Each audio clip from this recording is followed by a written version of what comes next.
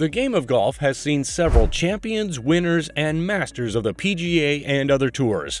The success stories of these legendary players often motivate others to work hard to be ranked among the top players in the game. Sadly, not everyone is destined to be a dominant player or the greatest of all time. And while there are champions, there are also players who never lived up to their potential. Join us as we talk about some of the biggest flameouts in the history of golf, in no particular order. Don't be surprised if you find some of your favorites on this list. Michelle Sung-Wee West. She had the beauty, the power, and the game. Michelle Wie was meant to be the next big thing in female golf. At age 10, she became the youngest player to qualify for a USGA Amateur Championship. Wie was so confident in her skills that she planned to compete in men's events. However, things didn't go so smoothly when her parents finally agreed to let her compete against women. She had the ball-striking talent, the physical assets, and remarkable attractiveness, but she just wasn't winning. She failed to live up to the fanfare surrounding her career, which began when she won the U.S. Women's Amateur Public Links at 13. She won her first and only major at the 2014 U.S. Women's Open.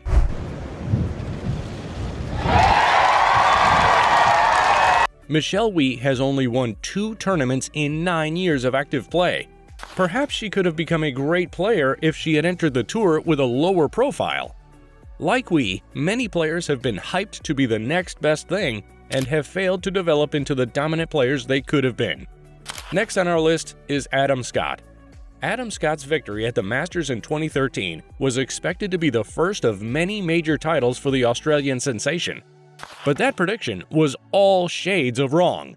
Scott's career has come to a halt due to his inability to reach his full potential. Adam Scott is best described as a one-hit wonder, and while the title says a lot about his talent, it does not fail to highlight his inability to maintain it. There was no surprise when he won the 2013 Masters. For 77 years, no Australian had won the Masters until Scott did. Ended with a finish, again, that will be replayed for years to come. His victory at the Masters avenged his mistake the previous summer when he let the claret jug slip through his fingers at the Open Championship with 4 closing bogeys. The big surprise was what happened next. Instead of the Masters tournament being the first of several majors, Scott is stuck with just that single major win. It's been 10 years since his victory at Augusta National, and Scott argued lately that it doesn't feel like a long time. But much has happened between then and now to make the fans believe differently. Now he is ranked 40th in the official World Golf Ranking. He hasn't won in over 3 years, and his last top 10 finish came last year at the Australian Open, in which he finished second. Scott recognizes that time is ticking away and is well aware that the next few years are likely his last, but frankly, it may as well be over now. Next, we have Rickie Fowler. Early in 2007, Rickie Fowler was nobody with 0 endorsement deals. He had never won a Players' Championship, Ryder Cup, or major title. He was just another California freshman helping Oklahoma State win the Big 12 championship over Texas and Texas Tech.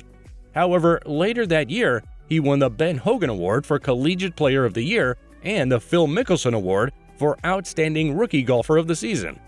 Rickie Fowler had potential. However, that potential didn't meet and failed to grow to meet expectations. He was 125th in FedEx Cup points entering this week after missing the playoffs last season. Last October's CJ Cup T3 was his only top 20 that year. Many thought returning to Stillwater, Oklahoma, an hour from Southern Hills, may assist Fowler's game. Poor putting and driving, a deadly combination for professional golfers, caused Fowler's fall from a career-high official World Golf Ranking of number 4 to number 146. 5 years ago, Fowler was arguably the greatest PGA Tour putter. Now, he's just another sportsman trying to revive his career. This list won't be considered complete without the inclusion of the infamous John Daly. In 1987, when John Daly turned professional, it was anticipated that he would significantly impact the game during his professional career because he possessed abundant talent. Daly won the PGA Championship in 1991 and the British Open in 1995. It appeared that he might be able to capitalize on his talent, but it hasn't exactly turned out that way. In his PGA career, Daly has won a total of 5 tournaments. Many distractions have been attributed to be the cause of this, including multiple marriages and addictions. Daly has never been able to control his excesses sufficiently to become a consistently great PGA Tour player. Some years ago, Daly questioned Tiger why he went to the gym so frequently. Tiger reportedly answered, "If I had your talent, John, I wouldn't need to exercise." Given that these statements were spoken by a 15-time major champion, it is simple to see that Daly's career consisted of a few brilliant moments surrounded by the squandering of his immense potential. Lydia Ko was a golfing prodigy who became the youngest player to win a professional golf competition when she won her maiden professional tournament at 15. She won 2 major tournaments, the Avion Championship and the Anna Inspiration, and she was world number 1 for 85 weeks. However, her success was fleeting, and she quickly began to struggle with her game. She changed swing coaches in 2017, and the improvements were not instant. In her next 5 events, she finished outside the top 20, and her global ranking fell to number 12. In 2018, she switched swing coaches again, but the results were even worse. She failed to make the cut in 5 of her first 6 tournaments, dropping her global ranking to 19. She also switched putters, which did nothing to improve her game. Lydia Ko's difficulties continued in 2019, with her first 9 event finishes outside the top 20. Her world ranking plummeted to 74, and she was at risk of missing the LPGA Tour cut. Lydia Ko has had a terrible few years, as she has gone from being a golf superstar to a flameout. Despite her difficulties, she remains determined to return to the top of the game and will undoubtedly attempt a comeback in the coming years. Do these golfers stand a chance at reliving their glory days? Let us know in the comments section. Next on our list is Kevin Na. Kevin Na had a meteoric ascent and a catastrophic fall.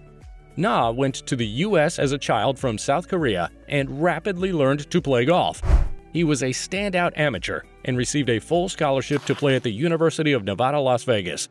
Na soon became a PGA Tour star after college. He won his first tour title in 2004 and swiftly rose to world-class status. Na's prominence was brief. He struggled and he was easily frustrated when things didn't go his way. His poor performances resulted in tournament losses, and wild shots put him in tough places on the course. Na has recovered to become a more consistent player on the PGA Tour. However, he is yet to regain his early career form. Next, we have the beautiful Paula Creamer, dubbed the Pink Panther. Paula began playing golf when she was 10 and advanced fast through the amateur ranks. She won the U.S. Women's Amateur Public Links in 2004 and finished as the country's top amateur in 2003 and 2004. She became a professional in 2005 and rapidly rose to the top of the LPGA Tour.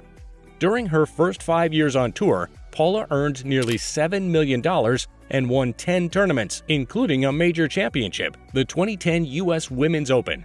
Her success, though, was fleeting.